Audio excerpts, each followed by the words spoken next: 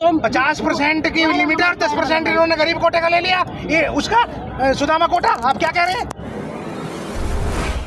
और टट्टी साफ करने वाला है वो वाल्मीकि हमारे में से, समझ गए ना, SC ST में से। तो इन्होंने तो वहां तक भी कोटा ले लिया, पैसा हम लेंगे। तुम्हारे साथ अनुराग ओझा पहले। मैं अब यही पूछूंगा आप ही के सामने, मेरे भैया जी, आप हमें क्या कोटा देना चाहते हैं, क्या न्याय करना चाहते हैं? आने वाले 100 हैं, सुनो 100 रोटियां आई थी, अभी भी 100 रोटियां आई हैं, 100 लोग खड़े हुए हैं, अब कैसे बांटेंगे? उसी नारे को लेकर चलता हूँ। जी 100 में 90 शोषित है, शोषितों ने ललकारा है, धन धरती और राजपाट पर 90 भाग हमारा है, तो 90 भाग उनको मिलना चाहिए। सुनिए साहब, जिसकी जितनी आबादी हो उसकी उतनी भागीदारी होनी चाहिए। हम लोग शुरू से बोलते हैं, आप लोग लगातार कवरेज करते हैं, दिल्ली में रहते हैं, आप लोगों ने देखा होगा, हम कहते हैं कि जो मनुवादी किस्म के लोग हैं, जो 7 जजों की बेंच थी, उससे जो जजमेंट आया, हम उसका घोर विरोध करते हैं। हम 21 तारीख को भी मौजूद थे दिल्ली में और आज भी मौजूद है। जब जब आरक्षण पर बात आएगी, आरक्षण खत्म करने की बात आएगी, तो अनुराग ओझा सबसे आगे खड़ा रहेगा, क्योंकि जो विरोध करने वाले लोग हैं ना, जो आज कह रहे हैं कि कुछ लोगों को ज़्यादा मिल गया, कुछ लोगों को विशेष मिल गया है आरक्षण, कुछ लोगों को विशेष मलाई मिल गई है। आप एक चीज़ बताइए कि 50% आरक्षण आपको मिलता है। 60। एक मिनट सुनिए, अब ये बताइए कि जो दलित, जो दबे पिछड़े लोग आगे बढ़ चुके हैं, उनका आरक्षण की क्या जरूरत है? एक चीज़ बताइए, आप दलित, कौन सा दलित ने अमेरिका में जमीन खरीद लिया? आप बताइए, किस दलित भाई में जमीन खरीदेगा तभी आगे कहाँ बढ़ गए? आज भी जाति के आधार पर मारा जा रहा है, कहाँ पे आगे बढ़ गए वो? आप बताइए। ओझा जी, मैं आपसे एक सवाल करना चाहता हूँ, कपड़े पहनने लगे 2022 में होटल में जाकर दलित नहीं तो बिल्कुल खाना चाहिए, बिल्कुल खाना चाहिए, वो संविधान ने अधिकार दिया है, वो संविधान ने अधिकार दिया है। मैं आपको बता दूं, जब मनुस्मृति इस देश में लागू थी, तब मूंछ रखने पर, घोड़ी पर बैठने पर मार दिया जाता था। लेकिन जब से बाबा साहब का संविधान आया, जब से संविधान आया, तब से कुछ लोग कर रहे हैं ना। और अभी भी कई जगह पे है कि जहाँ पे मारा जाता है। अभी हमने उत्तर प्रदेश में जल्दी में एक घटना देखी, जहाँ पे लोटा छूने पर। तो क्या अनुराग जी, आप कभी धरने प्रदर्शन पे बैठे हैं? मैं उनको लेकर के कोई भी, मैं आपको स्पष्ट कर दूं, मैं आपको बता दूं कि अनुराग ओझा का यूट्यूब चैनल है, अनुराग ओझा द सोशल एक्टिविस्ट। आप उस पर 8586 091146 सुनिए। अगर मैं आपको बता दूं, एक चाटा भी किसी दलित भाई को मार दिया जाता है, मेरे पास फोन मैसेज या कुछ आता है, मैं उस पर वीडियो बनाकर अपलोड करता हूं। आप हमारे इंस्टाग्राम अनुराग ओझा गोंडा पर भी जाकर ये सब देख सकते हैं। और यहाँ पे कई लोग होंगे जो, सुनिए, यहाँ पे कई लोग होंगे जो मुझे देखते भी होंगे। इनकी लड़ाई किसके खिलाफ है? जो आज आए हैं, आप लोग की लड़ाई स्वर्ण से है, RSS से है, BJP से है, सुप्रीम कोर्ट से, किससे है? जितने भी लोग मनुवादी व्यवस्था के लोग सिस्टम में बैठे हैं, हमारी लड़ाई उन सभी से है। कभी आप लोग कहते हैं सुप्रीम कोर्ट जो फैसला देगा मंजूर है, आज सुप्रीम कोर्ट का विरोध कर रहा है। मैं आपको स्पष्ट कर देना चाहता हूँ फिर से कि जो 7 जजों की बेंच आई है, जो वहाँ से जजमेंट आया है, वो अगर हक में होता है, हक में क्यों नहीं है? आप बताइए, कह रहे हैं कि कुछ को विशेष मिल रहा है, कोटे में कोटा।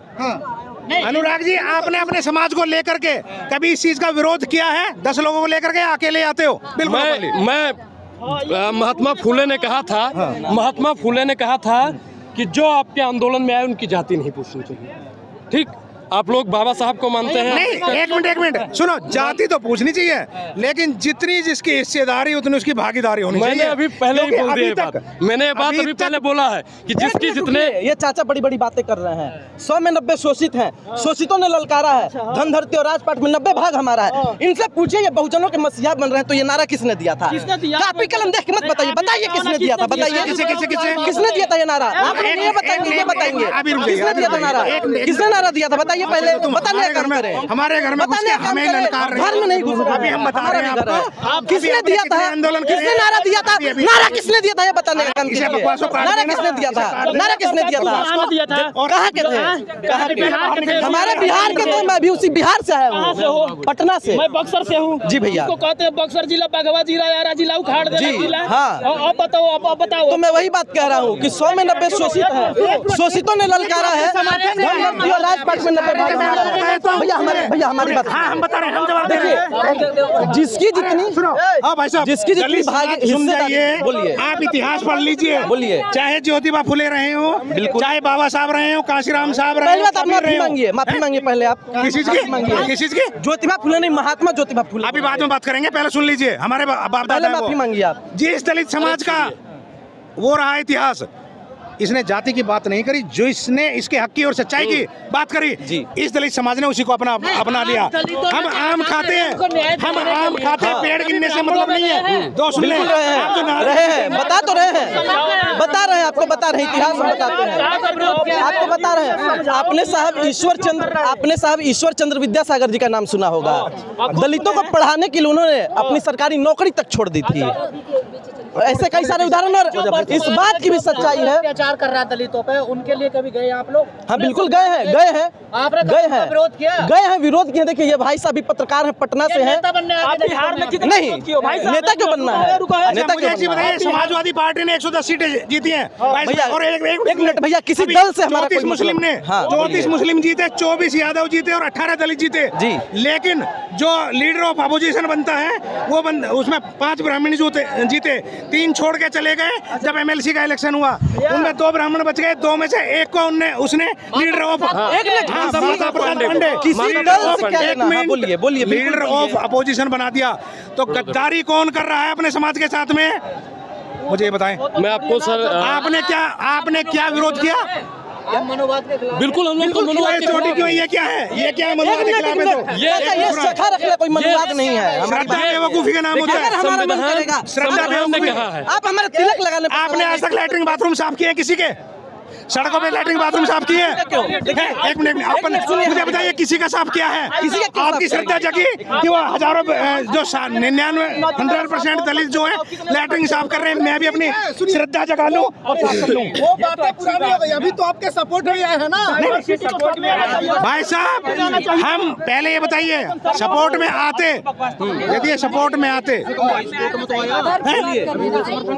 अरे मेरे भाई सुनो, समझाया नहीं जा सकता। कुछ लोगों के अंदर नफरत इस कदर भरी हुई है ताकि आज जो है विकास किया जाए, तभी का कुछ नहीं होने वाला है। मैं रुक जाओ, आप चाहते हैं कि हम लोग आपके आंदोलन से चले जाएं? अलग करें। मैं यहाँ सुनिए, अलग क्यों करें? भेदभाव क्यों करना चाह रहे हैं? आज ये लोग भेदभाव दोबारा से करना चाह रहे हैं। ये लोग आरोप लगाते हैं कि ब्राह्मण भेदभाव करता है। ये क्या कह रहे हैं कि आप लोग अलग हटके कीजिए?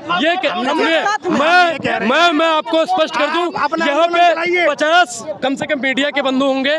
मैं सबसे बता देना चाहता हूं कि मैं अभी जैसे दादा ने बताया कि यहां से चले जाइए, हम लोग बिल्कुल संवैधानिक तौर तरीके के माध्यम से, बिल्कुल शांतिपूर्ण तरीके से, ठीक है हम लोग गलत किए। एक मिनट भैया, एक मिनट बोल लेने दीजिए। 100% संख्या हमारी। मैंने अभी बोला लोगों को लेकर के चमका, मैंने बोला ना। सवाल ये है, आप लोग दलितों के आंदोलन में आते, ठीक है, सपोर्ट करने के लिए आते हैं, लेकिन आप अपने समाज को समझाने के लिए क्या कर रहे हैं? जो सुप्त चेतना, मैं महात्मा गांधी ने कहा था कि लंबी लंबी फेंकने से अच्छा इंच भर कदम बढ़ाना। अगर मैं आज बढ़ रहा हूँ तो कल हो सकता है मुझे देख के चार अपने घर में सुन लीजिए, दलितों का दर्द समझ सकता है। बिल्कुल समझ। मेरे घर पे आप चले जाइए, भाई गए हैं, मेरे घर पे सिर्फ एक फोटो लगी है, सुनिए, बाबा साहब अम्बेडकर की, और मैं आप कहेंगे तो मैं अभी दिखा सकता हूँ। दर्द क्या होता है? आप बहुत गलत है। मैं सुन लीजिए, क्या दर्द होता है दलितों का, बताइए भाई।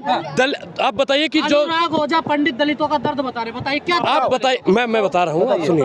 आप बताइए कि उन जो जाति के आधार पर उनके साथ में भेदभाव किया जाता है, जो आज भी उनको अछूत समझाता है। मैंने गांव में देखा है, आज भी कई जगह ऐसा है कि जहाँ पे किसी जगह या पूरे देश में, मैं अपने गांव की साहब बता रहा हूँ, मैं भी पूरा देश नहीं घूमा, मैं गांव का बता रहा हूँ, मैं समझा। हाँ, मैं गांव तक, सुनो, मैं गांव तक ही सीमित हुआ। ये दादा आप पूरा पृथ्वी घूम चुके हैं। ना नहीं, आप दिल्ली गाजियाबाद, तो आप भी तो थोड़े ही समय पर सीमित हैं। आज भी गांव, आज बात वो है, आज भी गांव में, आज का मामला हो रहा था, आज भी गांव में, मैं बता तो रहा हूँ, आपको 2 लोग आने से क्या होने वाला है? सुन लीजिए आप, नहीं, एक मिनट, हम आपकी बात हम सुनते हैं, मैं आपका वीडियो भी मैं देखता हूँ, बहुत अच्छी बात, मैं आपसे कोई नफरत नहीं करता हूँ, अच्छी बात, आप अच्छा बोलते हो, लेकिन आप ये बात दलितों में घुसने के बजाय आप अपने कम्युनिटी में जाके मैं बता तो रहा हूँ, तो उनको ठोकर लगेगा, समझदारी होगी कि भाई हम उनके साथ गलत कर रहे हैं कि सही कर रहे हैं। जो महात्मा गांधी बोले थे कि अछूत को मैं अपना अभिन्न अंग मानता हूँ, बताओ वही जो जनरल कैटेगरी वाले जो ब्राह्मण है, बताओ राजपूत विरोध करते ही नहीं है। बीपी सिंह कौन थे, अर्जुन सिंह कौन थे, ये इन्होंने तो विरोध नहीं किया। मंडल कमीशन उन्होंने बताइए कि छोटे लोहिया, तो उन्होंने दिया ज्ञानेश्वर है। मिश्र, लोहिया की बात ज्ञानेश्वर कौन मिश्र मानता है? लोहिया की बात कौन वो मानता भी- है? जिन्होंने नारा दिया कि स्वर्ण के खामोश हो जाए तो संसद आवारा आवारा हो होता। जाता। लोहिया की बात कौन मानता है? मुलायम सिंह की बात कौन मानता है? बताओ। तो वही- विवेकानंद की कुछ- बात कौन मानता है? कुछ जो मौलाना अब्दुल कलाम आजाद की बात माधुवादी कौन? एक मिनट सुनो, किस्म के लोग हैं, हिंदू मुस्लिम वो लोग नहीं देश में मानते। करते हो तो हमारे बिहार की सोनाक्षी सिन्हा, शत्रुघ्न सिन्हा की लड़की जो जहीर मलिक से शादी किया, क्या हिंदू लड़का नहीं थे? क्यों मुसलमान से शादी किया? मतलब ये हिंदू फिर मुसलमान हिंदू है, मुस्लिम हिंदू देखिए, क्यों? दलितों क्यों की नहीं? बात में क्यों नहीं? दलितों की बात हिंदू में मुस्लिम करते हैं। हिंदू मुसलमान भाई, नहीं होना चाहिए। हिंदू मुस्लिम न तेरा है न मेरा है, ये हिंदुस्तान सबका है। नहीं समझी गई बातें तो फिर नुकसान सबका है। जो इसमें मिल गई नदियाँ उसे भुलाया नहीं जाता, महासागर बनाने में मगर एहसान सबका है।